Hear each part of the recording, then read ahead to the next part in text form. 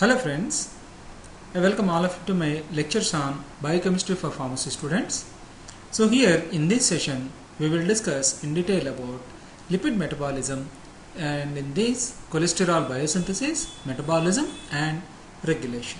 In the earlier classes we had discussed in detail about digestion, absorption and distribution of fatty acids and other lipids, and metabolism of fatty acids, biosynthesis of fatty acids, and a little bit of health and disease status linked to lipid metabolism like ketone bodies and ketoacidosis. So these are the concepts we had discussed. So you may refer to my old lectures in the YouTube channel to get an idea on all these. So in this session we'll discuss about cholesterol. Okay, let's go ahead. Cholesterol is an extremely important biochemical. Friends, we have a wrong conception regarding cholesterol. So whenever we hear this word, we think of it as a bad chemical or a chemical almost equal to a poison. No, that concept is entirely wrong, because cholesterol is an essential, extremely important biochemical for our survival, not just even for health or disease condition. Okay, in your cell membrane, to give you an example, because cell membrane means always we remember this structure of phospholipid bilayer represented as zombies. Okay, so in this structure you cannot find any kind of structural rigidity, any kind of reason why this should be structurally rigid, because fatty acids are flexible, and the only thing that we have here is polar interaction between polar heads and then non-polar interaction between non-polar regions in the phospholipid bilayer here in this area. But in true sense, actually in this region you will find presence of cholesterol molecules in between these fatty acids. Okay, they are impregnated at appropriate places so that the concentration of cholesterol is significant, that it offers structural rigidity, because cholesterol structure is conformationally rigid. So that's the reason why it offers rigidity to the cell membrane. It offers integrity to the cell membrane. So this is one reason why cholesterol is an extremely important biochemical for our body.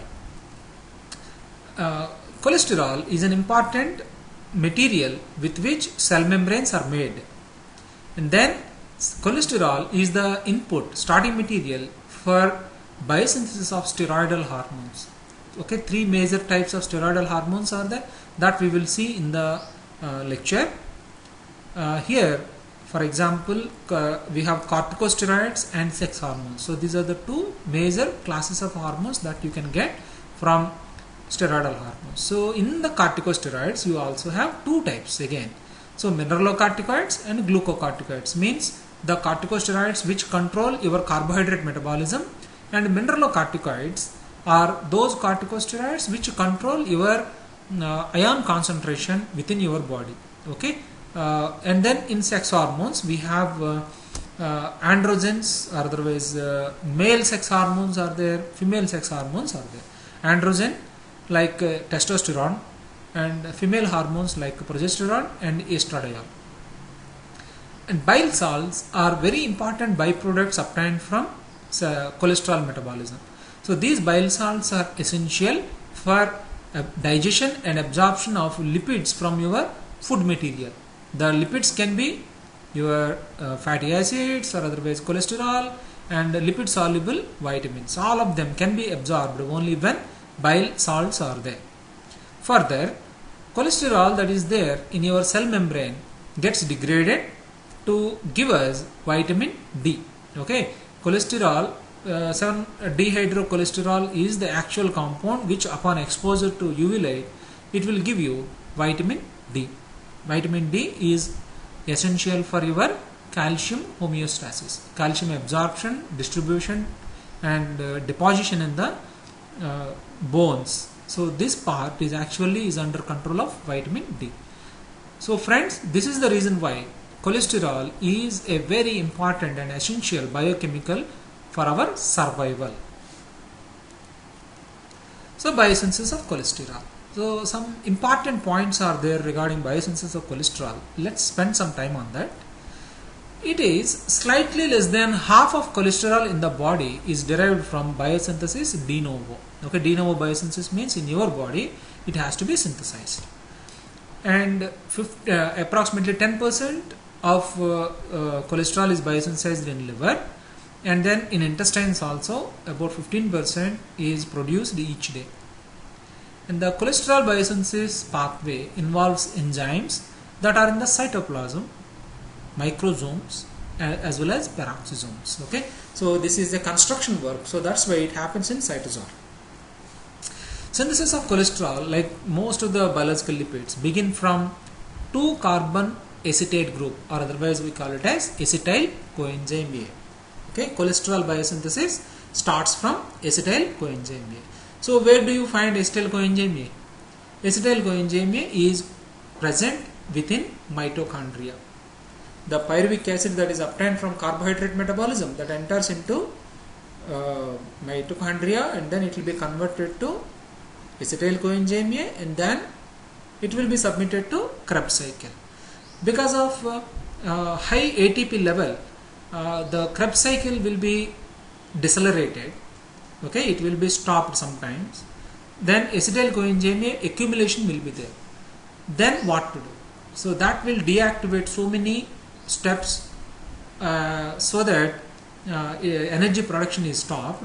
Thereby the inputs whatever we got from glycolysis are diverted towards cholesterol biosynthesis. The initial steps in the pathway of cholesterol biosynthesis are collectively called as the mevalonate pathway. Friends, please remember this word, because you will also find this word in the biochemistry of not biochemistry, in pharmacognosy. Okay, in biosynthetic pathways, which gives us very important biochemical molecules, or otherwise secondary metabolites. Okay, so that is what we call it as mevalonate pathway. From mevalonate pathway, actually terpenoid molecules are obtained. Okay, please remember this one, which itself culminates with the synthesis of isoprenoid molecule, isopentyl pyrophosphate, IPP. This we will see in detail in the coming slides. Okay, please remember mevalonate pathway. The synthesis and utilization of cholesterol is tightly regulated. Okay, its significance we will see in the end, because cholesterol is biosynthesized from acetyl coenzyme A, and then one of the metabolites of cholesterol, that is bile salts, are actually helpful to us for the digestion of lipids. So once digestion of lipids happens and lipids are absorbed, what will happen to bile salts? So these bile salts are either again reabsorbed or excreted. So let's say when your energy levels are very high and cholesterol levels are also very high, then you are no more interested to store cholesterol. Then how can you get rid of it? Because our body is designed in such a manner that we will never let energy to leak out of our body. Okay, never let energy to leak out of our body. That's the reason why whenever you eat, how much quantity of glucose you take, it cannot escape your absorption system. Okay, so entire glucose will be absorbed. And when you take food other than protein material, either carbohydrates or lipids, whenever you ate, that entire material will be absorbed. So in this way, energy containing material or energy giving food material, both our body is designed in such a manner that it is completely absorbed. Okay, this is only one way. Then your body has to make use of it, otherwise you have to store it. How can you get rid of that energy? So elimination of cholesterol in the form of bile acids from your body through excretion is the only pathway. Okay, that's the reason why cholesterol biosynthesis and metabolism is in one way. We have the pathway we use for elimination of acetyl coenzyme A from your body. That's why these pathways are tightly regulated and are connected to your energy position of our body. Now let's see the actual picture. Biosynthesis of cholesterol. So we are supposed to start from acetyl coenzyme A, but here we start from pyruvic acid, because as I told you, when so much of energy is there in your body, okay, so much of ATP is there, then Krebs cycle will be decelerated, thereby acetyl coenzyme A will be accumulated in your system, okay. Then acetyl coenzyme A production will also be reduced by deactivation of pyruvate dehydrogenase system.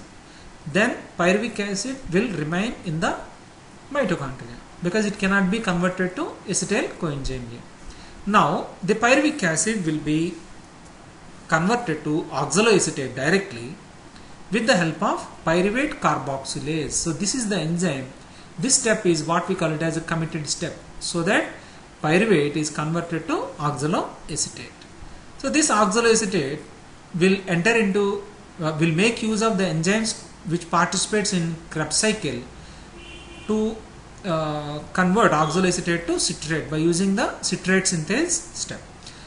The citrate is the only chemical which has the capability to cross mitochondria via transporter systems, okay, because as we have seen in the earlier lectures also, in mitochondrial membranes, both inner and outer membranes, okay, are like a sealed battery. It is mitochondria is like a sealed battery. So that's the reason why you will not be able to easily take material, see that material transport happens, okay. For material transport to happen, transporter enzyme is needed, transporter proteins are needed. So citrate will be shifted outside. Now citrate is shifted to cytosol via citrate transporter proteins that we find over there in the interior inner membrane of the mitochondria. The citrate will then undergo degradation via thiolase enzyme. So that breaks down citrate to give you oxaloacetate and acetyl coenzyme A. Now this oxaloacetate will be converted to malate, malate will be converted to pyruvate, then pyruvate will enter into again mitochondria via usual pyruvate transporter protein, okay. So the usual way, okay, because from glycolysis we are getting pyruvic acid. That pyruvic acid is taken into mitochondria via transporter protein, the same protein we use over here. So here malate will go towards pyruvate and then towards the further metabolism like this.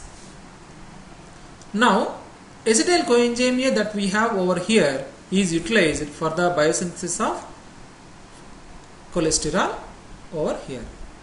So as we have seen earlier in the fatty acid metabolism as well as fatty acid biosynthesis, acetoacetyl coenzyme A, two such units are joined, react with each other to give us acetoacetyl coenzyme A. Acetoacetyl coenzyme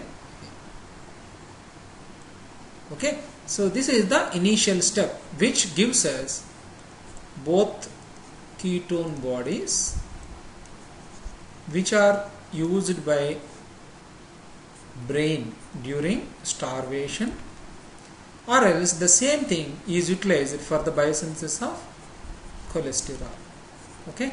So there are certain key steps are there which decides in which direction it should go. Now let's see how acetoacetyl CoA can be converted to cholesterol. Now we take acetoacetyl CoA, so that reacts with one more acetyl CoA, okay. So this acetoacetyl CoA is reacting with one more acetyl CoA, CH3, C double bond O, CH2, C double bond O, S, CoA. So this is made to react with one more acetyl CoA, Okay, so here the attack happens over here. This carbon go and attack over here. So thereby here you will get OH. Okay, actually OH. So this is the way how HMG-CoA is biosynthesized. So HMG-CoA is the last step as far as ketone body formation is concerned. So HMG-CoA has the capability to revert back to acetyl-CoA, and acetyl-CoA can be converted to acetoacetyl-CoA can be converted to acetyl-CoA in brain via thiolase enzyme, which is exclusively present in brain. But here, if excess of energy is there in your body, so much of glucose is available to brain also. So there is no way we can make use of HMG-CoA. Then what to do? So that is the situation where mevalonate is synthesized. Okay, mevalonate is synthesized because body is in fed condition, high energy is there. Because of high energy, because of high food intake, so much of acetyl-CoA is biosynthesized. So that is shunted into, that is diverted into a newer biochemical pathway. So in that way, HMG-CoA is reduced, because here this thioester linkage is actually reduced to give us mevalonate, a very important ingredient in the biosynthesis of terpenes as well as cholesterol. Now mevalonate is converted to dimethyl allyl pyrophosphate as well as isopentenyl pyrophosphate. So these are the two chemicals, we call them as isoprene units. Okay, isoprene, this word you will also hear in the terpenes chapter. Isoprene, okay, isopentyl ene, isoprene units. So two such units will react with each other to give us geranyl pyrophosphate. So this geranyl pyrophosphate reacts with one more isoprene to give us farnesyl pyrophosphate. So from here, farnesyl pyrophosphate reacts with two such units fused together to give us squalene, the 30 carbon units containing acyclic triterpenoid unit. Okay, the squalene. Squalene will undergo a series of biochemical reactions in such a way that ring closure will happen, and also extra methyl groups whatever we have over here, all of them are removed. So ultimately obtain lanosterol. Lanosterol will be converted to 7-dehydrocholesterol and then to cholesterol. Okay, so lanosterol to cholesterol, as many as 29 biochemical reactions are there. So this is the reason why cholesterol biosynthesis is highly energy demanding. So many ATPs, NADPH are utilized for the biosynthesis of cholesterol. So that is one more reason why we consider cholesterol biosynthesis is promoted in a fed situation and in a high energy situation. When your body has excess of energy and you don't know how to use it, go for cholesterol biosynthesis. So that is the way how we get cholesterol in our body. And 7-dehydrocholesterol is the intermediate which helps us vitamin D. Okay, so friends, this is the way how cholesterol is biosynthesized. The mechanisms involved in the steady supply of cholesterol, because cholesterol biosynthesis and supply is highly regulated. So one of the controlling mechanism is via regulation of HMG-CoA reductase enzyme. The second one is free cholesterol that is available in your cytosol will be converted to cholesterol fatty acid esters. Okay, long chain fatty acids will be esterified onto the 3-hydroxy the hydroxy group that we have on the third position of cholesterol. So thereby cholesterol esters will be synthesized, which will be deposited in the adipose tissue. Then regulation of plasma cholesterol level via LDL receptor mediated uptake and HDL mediated reverse transport mechanism. Means, as we have seen in the last classes, where lipid transportation, when LDL transports lipids to the peripheral tissues, there it will release all its cholesterol, etc. So excess cholesterol, if it is there, that will be released into blood circulation. So that will be picked up by HDL and submit that one to metabolism. So in that way, gradually, by using these three mechanisms, either production of cholesterol is controlled, or else storage of cholesterol is controlled, or metabolism of cholesterol is controlled. So in this way, serum cholesterol level is strictly controlled. So we usually consider 200 milligram per deciliter as the upper limit for cholesterol level, total cholesterol level in our serum. Okay. Next, cholesterol metabolism. Cholesterol metabolism is again a very important biochemical event which gives us different types of chemicals. Cholesterol is metabolized into various steroid hormones and bile cells. We saw this one in the beginning of the lecture. Glucocorticoids, mineralocorticoids, androgens, estrogens, progestins. So these are all very important biochemicals as far as our internal biochemical reactions are concerned, okay? Because they help us in the maintenance of our immunity and proper working of our sexual organs and proper maintenance of our fluids as well as ions. So that's the reason why when more cholesterol is there, obviously you will have a disturbance in all these hormones.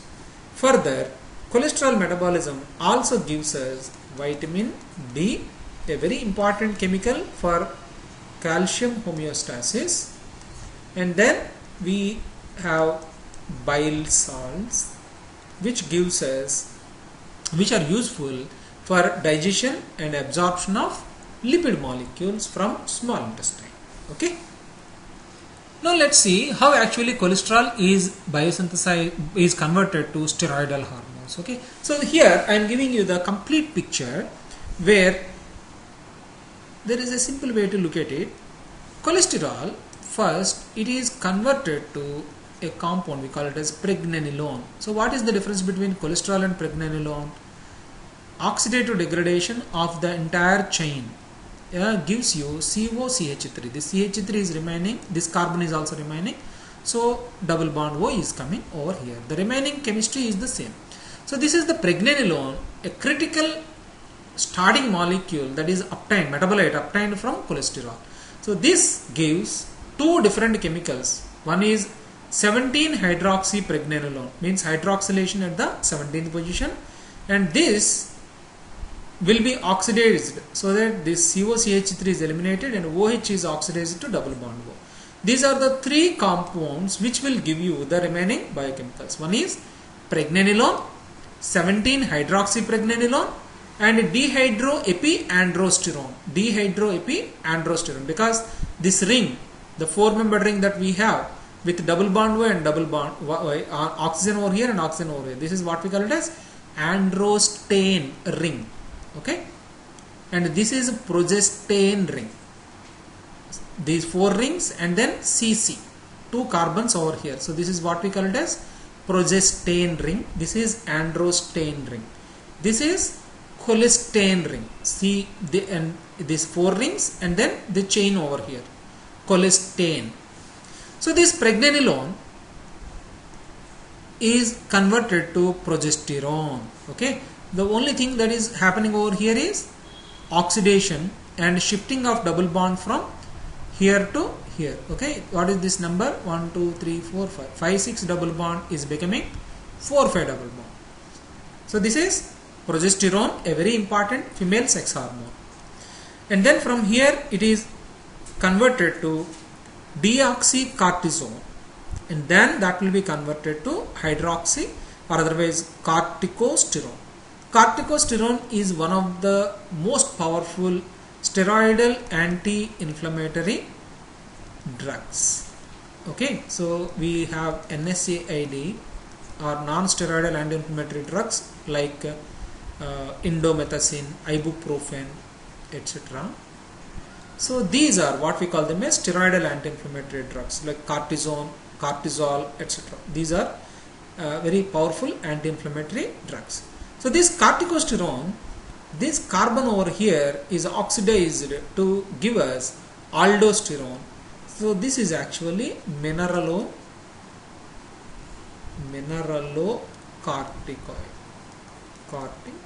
Okay, mineralocorticosteroids. So this controls fluid excretion as well as ion balance. When more quantity of steroid is there in our body, it obviously reduces fluid output as well as ion excretion. So that's the reason why if any person is on steroid hormone therapy, you quite often see fluid retention and weight gain in those people. Okay, so this is the way how pregnenolone is giving you progesterone, aldosterone and corticosterone, three very important molecules in steroidal hormone category. So this 17-hydroxypregnenolone gives you 17-hydroxyprogesterone that will be converted to 11-deoxycortisol and cortisol. Okay, so this is again another corticosteroid hormone in the glucocorticoid category. And dehydroepiandrosterone gives androstenedione. Androstenedione is the starting material for both estrone and testosterone. Okay, in male androstenedione is converted to testosterone. In female androstenedione is converted to estrone. Estrone will be converted to estradiol. Okay, so this is the way how cholesterol metabolism gives us different types of steroidal hormones. Bile acids are another critical biochemical that is needed for digestion of our lipid foods. Bile acids are end products of cholesterol utilization, and they are synthesized in liver. These are one of the predominant mechanisms for excretion of excess of cholesterol. Okay, this is a very important word we need to remember. Excretion of excess of cholesterol. So we have, see, the simple logic is we have cholesterol. Okay, cholesterol is biosynthesized from acetyl CoA. Acetyl CoA is obtained from pyruvic acid. Pyruvic acid is obtained from glucose. Okay, the problem with glucose and acetyl CoA giving lipids is no matter how much you eat, both lipid and carbohydrate, the entire food will be completely absorbed. Okay, so you cannot remove it from our body, it cannot be excreted. Okay, so that's the reason why when you eat a lot of food material, okay, if there is a positive deposition of energy in your body, then how can you get rid of it? Because too much of energy will lead to oxidative or metabolic stress within your body, so that has to be eliminated. What will happen if your cell phone battery is supercharged? Okay, so the battery will explode because of stress that is built inside. In the same way, when you are putting in so much of energy inside your body, what will happen? It has to be dissipated. We don't have any other mechanism to eliminate or excrete glucose or otherwise lipid from our body. So that's the reason why indirectly bile acid formation and its excretion through after digestion process is one way meant for excretion of cholesterol, because as you have seen in cholesterol biosynthesis, we are using how many acetyl coenzymes? A total of 30 carbons will be there, means 15 acetyl CoAs will be utilized. Further, we use so many NADPH as well as ATPs in the biosynthesis of cholesterol. So it is a highly endergonic reaction where it consumes so much of energy. In that way, we use our energy, spend our energy in biosynthesis of cholesterol. Though cholesterol is useful to our body for both cell membrane as well as bile salt formation and hormones, if you cut down my body and extract completely, you may hardly get 1 gram of hormones in steroidal hormone category. Okay, they are such a powerful molecules. So that's why they are synthesized in a very less quantity. Hence, you may not find so much of role of cholesterol in the form of steroidal hormones like this. Quantitatively, cholesterol is largely utilized for biosynthesis of bile salts. Hence, if you wanted to get rid of acetyl-CoA and energy from your body, the best way is to convert cholesterol to bile acids and then excrete and remove it through excretion process. However, the excretion of cholesterol in the form of bile acids is insufficient to compensate for excess of dietary intake of cholesterol. Okay, so I think you also will agree with me, because during lockdown period we are simply eating and watching movies and we are unable to go outside. Even if you wanted to do some workouts, it is not possible all the time within the house.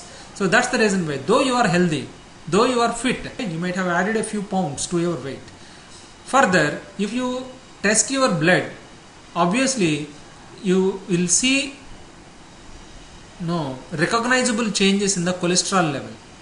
Okay, so the main reason is food intake cannot match the rate at which we are eliminating cholesterol. So one important point we need to note down here is the link between bile salts or bile acid formation and then gallstones. Gallstones are nothing but cholesterol crystals. Okay, so when excess of cholesterol is there and very low bile acids are there, then if cholesterol level is above 15%, there is a possibility of formation of gallstones. And gallstones will result because bile is concentrated by 10 folds before secretion. So that's the reason why cholesterol gets crystallized. Here in this triangle you can see the percentage of cholesterol on one side, percentage of lecithin, another slightly polar lipid on another side, and bile salt on another side. The three mixtures you will see in bile juice. Okay, the cholesterol will remain in solution, micelle form, in such a small proportion. Okay, so if you go more towards cholesterol, you will see crystals, and here also you will see solid crystals as well as liquid crystals. If more and more of lecithin is there, then liquid crystals are observed. A very high proportion of bile salt only can ensure solubilization of lipophilic molecules. Hence, bile salts, if they are not formed in appropriate quantity, may result in gallstone formation. Synthesis of bile salts. Okay, cholesterol, first it is converted into 7-hydroxycholesterol, which is the committed step for biosynthesis of bile salts. Okay, so in case of steroidal hormones, we are playing with the 17th position as well as 19th position over here. But in this case, we are going for 7th position. Okay, because here we have at 3rd position we have 1 hydroxy, and also 7th position one more hydroxy group is there. So this 3-alpha 7-alpha diol is degraded to obtain quinocolic acid. Okay, where exactly we are breaking this isopropyl. This isopropyl unit is eliminated via oxidative degradation, so that carboxylic acid is coming. So that is quinocolic acid. So if you have one more hydroxy group at 12-alpha position, then the acid, degraded acid that we are going to get is what we call it as cholic acid. So quinocolic acid and cholic acid, so these are the two precursors for biosynthesis of conjugated bile acids. Bile acids, if this type of representation we are giving you only for ease of understanding. Okay, but actually in the 3D geometry you will find bile salts in this conformation. Okay, so if you see this kind of conformation, so here the two rings are on the same side. This is cis. Here the two rings are on opposite sides. Okay, so this is trans. So here again the two rings are on the opposite sides.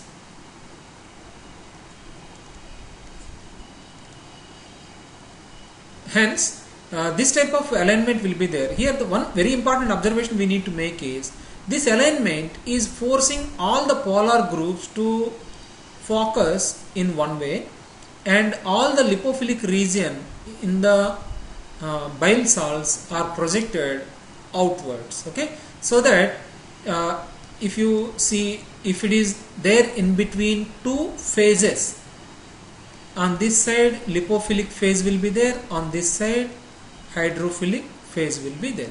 So in this way it acts as an emulsifier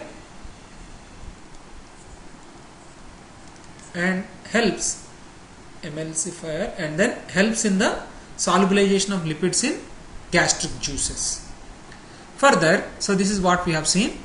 Further, the carboxylic acid ends that we have over here are conjugated via phase 2 metabolic reaction. So glycine or otherwise taurine is amidated onto the carboxylic acid to obtain glycocolate, means glycine linked cholic acid, or taurocolate, taurine linked cholic acid. So here quinodeoxycholic acid can also react with glycocolate or taurocolate to give respect to primary bile acids. Secondary bile acids are those bile acids which are obtained from primary bile acids, because as we have seen, bile salts like glyco or taurocolates, they are released into small intestine so that digestion process will be over. After the digestion process is over, lipids will be absorbed but not the bile salts. So bile salts have to spend some time in the intestinal region where the intestinal bacteria are going to cut down glycine as well as taurine, so they are released and they are utilized. And then the cholic acids that are released, like cholic acid and quinodeoxycholic acid, so both will be converted into deoxycholic acids. One of the hydroxy group is removed. So these acids are what we call them as lithocholic acids. So these lithocholic acids are excreted. It is not like the entire bile acids are removed. So if you see in GIT, okay, so oral route, and then you have the stomach, and from here you will have small intestine, and then it enters into large intestine, and then it is excreted. Okay, so the bile acids that are released over here will travel throughout the small intestine, and at this juncture you will have a separate absorption mechanism which absorbs certain selected chemicals, and they will be taken directly to liver. So this is what we call it as enterohepatic circulation. So it happens at this juncture where small intestine is joining with large intestine. So in this region you will find that transporter mechanisms or absorption mechanism. So here what happens is cholic acids that are released, so they will be absorbed and they will be sent to liver. So here rate of reabsorption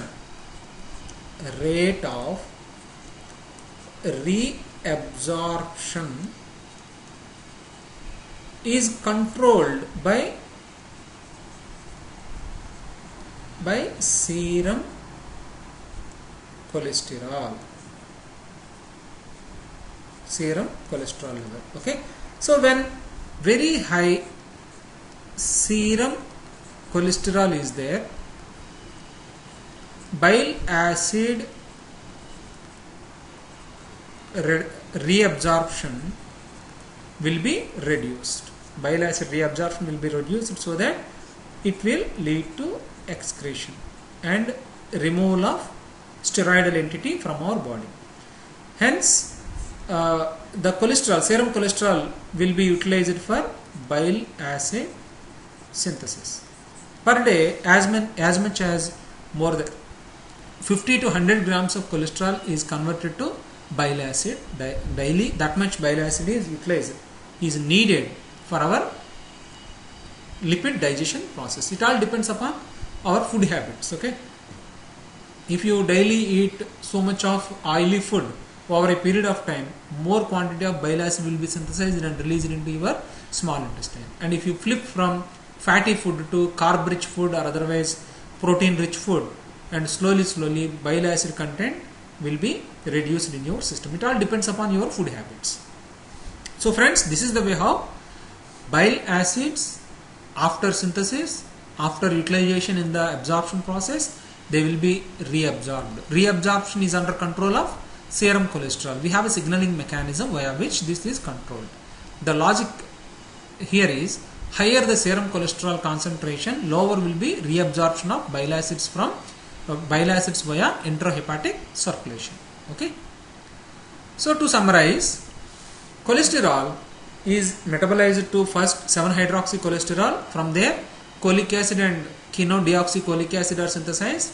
So they will be conjugated to obtain glycocholic acid, taurocholic acid, or respective quinodeoxycholic acids. So they will be converted to deoxycholic acid or lithocholic acid. So they are eliminated from our body or otherwise excreted from our body. So rate of reabsorption of primary bile acids depends on serum cholesterol. So friends, I hope you agree with me if I say now that cholesterol is as important as glucose for our body. Cholesterol helps us in providing steroidal hormones as well as bile salts, and it plays a major role in the maintenance of cell membrane dynamics. So in the next class we will discuss about disorders due to lipid metabolism in detail. Okay, so thank you all for your patient listening. I request you to please share this video with your friends. I will meet you again with another very interesting lecture soon. Thank you.